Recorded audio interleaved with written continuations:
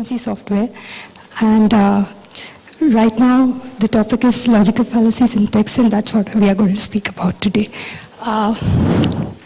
Now, think about a sentence that has no grammatical error, no consistency errors, nothing. Okay? And you go to your editor and ask your editor, does this need to go through an edit review? And your editor says, yes, it does. What is your editor going to look at? What is it that your editor is looking at in a document that has no grammatical error, no consistency issues? What is it? And this is what your editor would be looking at, the logical fallacies in text. Now, like I said, logical fallacy is not a language issue. The language might be perfect. It's an issue with reasoning. It's an error in reasoning. It's that chemical nature up here, okay, if that's, for the lack of a better word.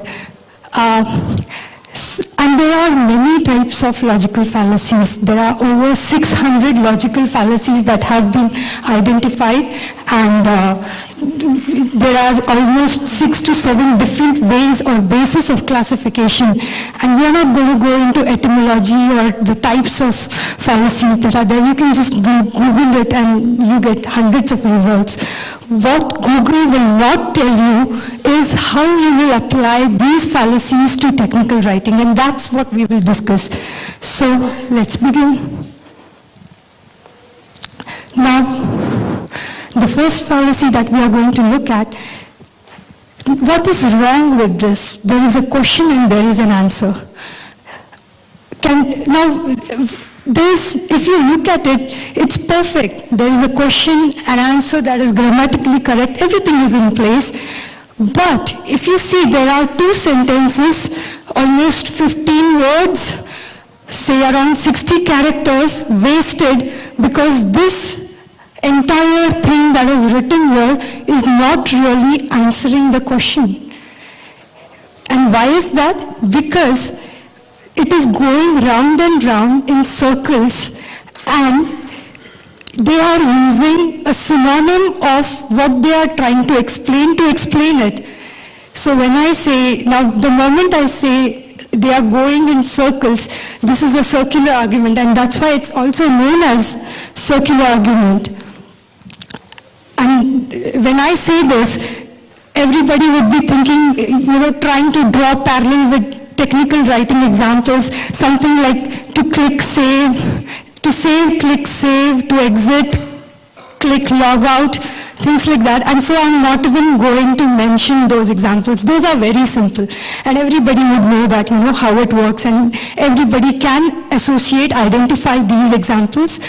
What we are going to look at is that particular, it's like that thriller movie in which the most innocent person is the culprit. And here is our culprit. What's wrong with this sentence? It's perfect. It's sitting there right on top of your documentation. And if you look at it, there is nothing wrong. The English is perfect, it seems, and this can innocently pass if you don't really identify the fallacy. What is wrong with this? Now, when I ask you, it is if this application is best suited for integration, why is it? Does it really answer? Does it tell you that there is a mechanism in it which works best and which is very, it helps integrate? Does it tell you any of it? It doesn't. It just goes round and round in circles. It's using a synonymous term to explain what it is trying to explain, the main word itself. Moving on to the next fallacy, the false dilemma. Now, when we say false dilemma, the first thing I think about is the movie Sholay. It's Dharmendra on top of that tank trying to commit suicide. And that is what false dilemma is. There are, there are hundreds of options in front of you, but you see only 2 of them.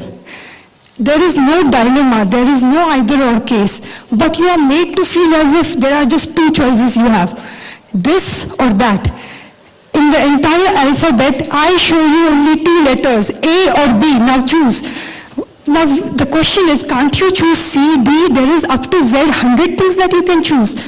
And that particular thing, that choice that I'm giving you between A and B only is false dilemma.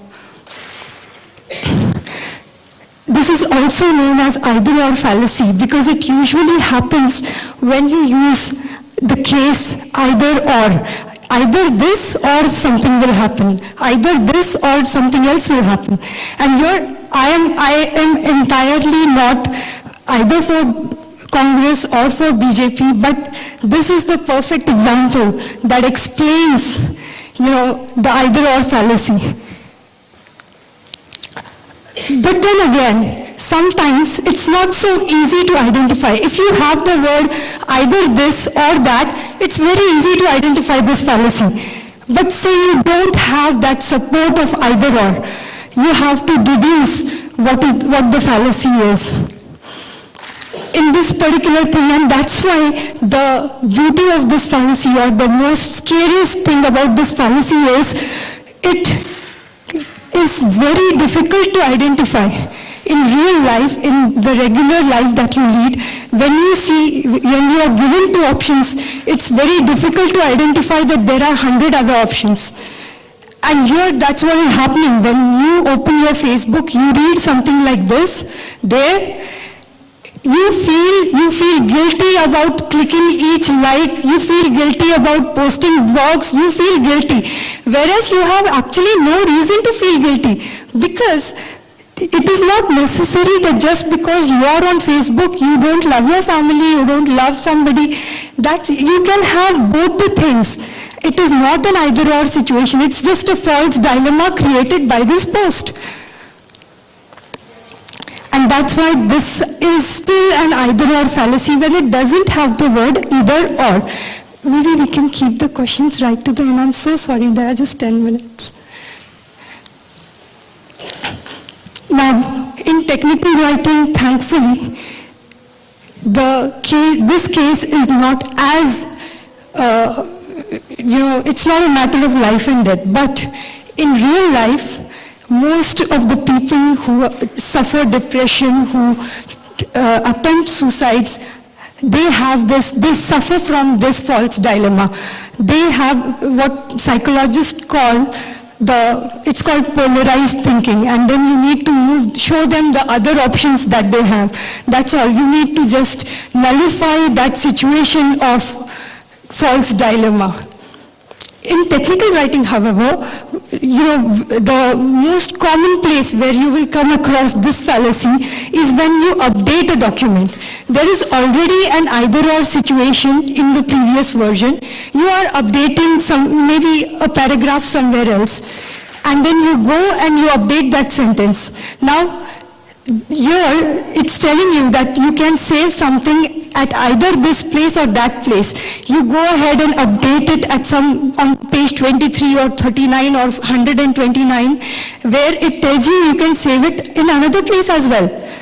And then this becomes a false dilemma.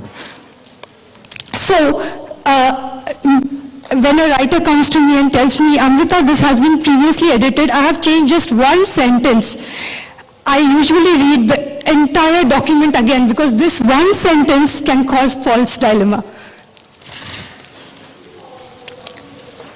The next is false analogy and false conditional.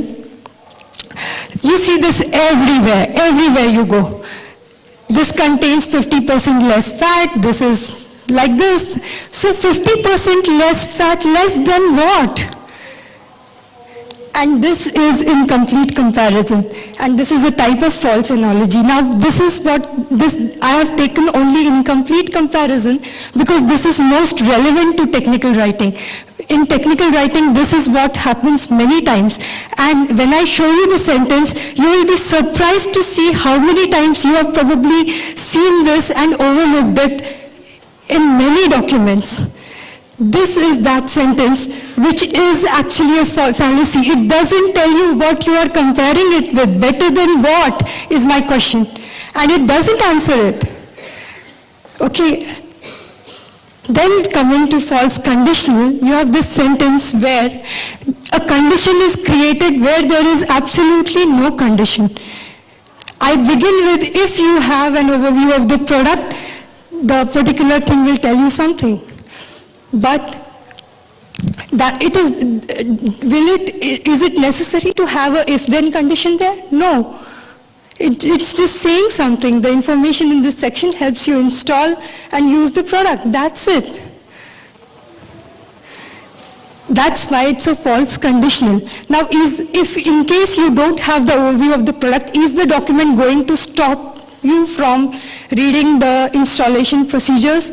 No, it's not. It is still going to give you the entire procedure. Then what's the point in having that if conditional there? There is affirming the consequent.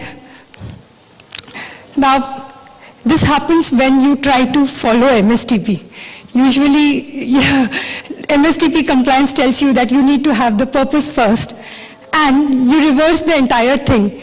You bring the to ensure part first, and this to ensure is the culprit, because it is the question of, when I say to ensure that the configuration is successful, do something, can you really ensure it? No, because there are 100 other things that can go wrong.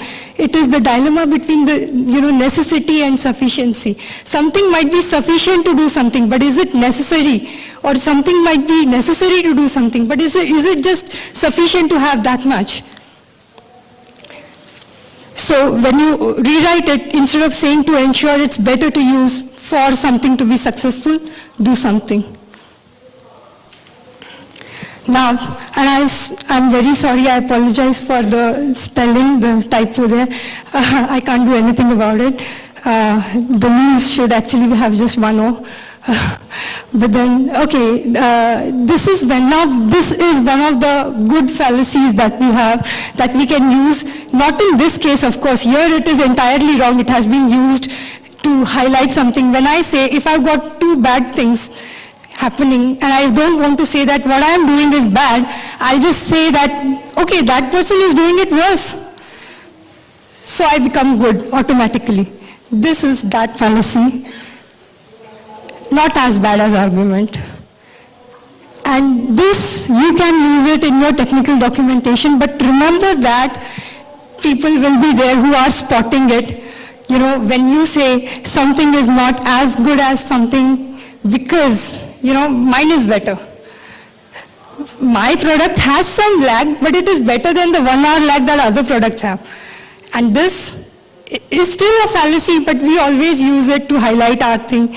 And there's nothing wrong. Now, it's not necessary to, not use the fallacies in any manner, but then we keep using it. And I think I'll wrap it up. Thank you.